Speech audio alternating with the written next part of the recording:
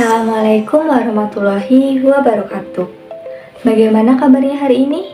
Sehat semua bukan? Alhamdulillah.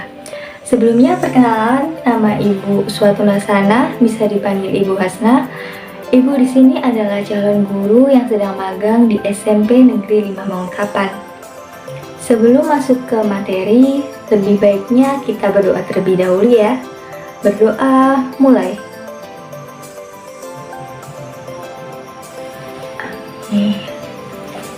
Minggu lalu kita telah mempelajari mengenai apa?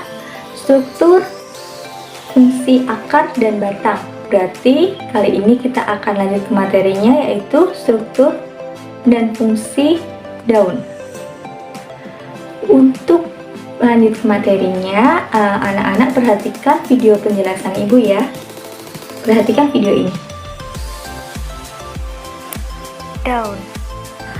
Daun merupakan organ suatu tumbuhan yang menempel pada batang. Struktur morfologi daun pada setiap jenis tumbuhan berbeda-beda. Hal inilah yang digunakan untuk mengklarifikasikan jenis-jenis tumbuhan. Seperti pada tumbuhan monokotil, di mana bentuk daunnya sejajar atau melengkung.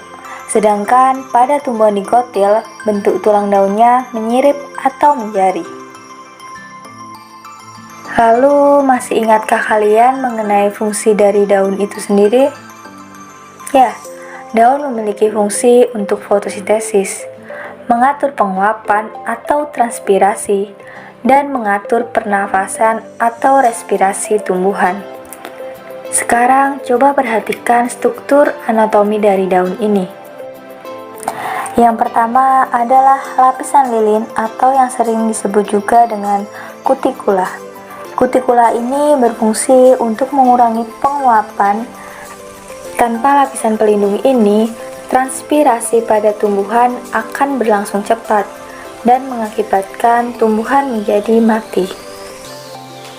Yang kedua adalah epidermis atas dan epidermis bawah.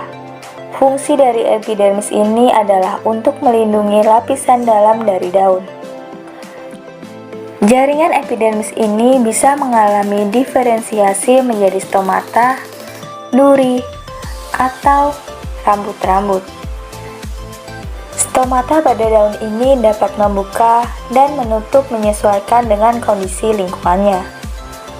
Pada tumbuhan umumnya, saat siang hari stomata akan membuka, sehingga karbon dioksida dapat masuk dan digunakan untuk fotosintesis. Tetapi pada tumbuhan yang hidup di daerah kering seperti kaktus, stomata akan menutup saat siang hari. Hal ini dikarenakan akar tidak banyak air yang hilang di dalam tubuh kaktus. Stomata pada tumbuhan kaktus akan membuka pada malam hari. Yang ketiga adalah jaringan palisade atau jaringan tiang. Jaringan ini berbentuk silinder dan banyak mengandung klorofil. Yang kelima, jaringan yang berada di bawah palisade adalah jaringan spons atau mesofil bunga karang. Di dalam jaringan spons ini merupakan tempat terjadinya proses fotosintesis. Proses fotosintesis berawal dari karbon dioksida yang ada di udara masuk melalui stomata yang ada di daun. Kemudian akar tumbuhan akan menyerap air dari dalam tanah dan membawanya ke daun. Di dalam daun, karbon dioksida dan air diproses oleh sinar matahari dan kemudian akan menghasilkan glukosa dan oksigen yang bisa dinikmati makhluk hidup lainnya. Bagian tumbuhan yang berikutnya adalah floem dan xilem. Floem dan xilem merupakan berkas pengangkut.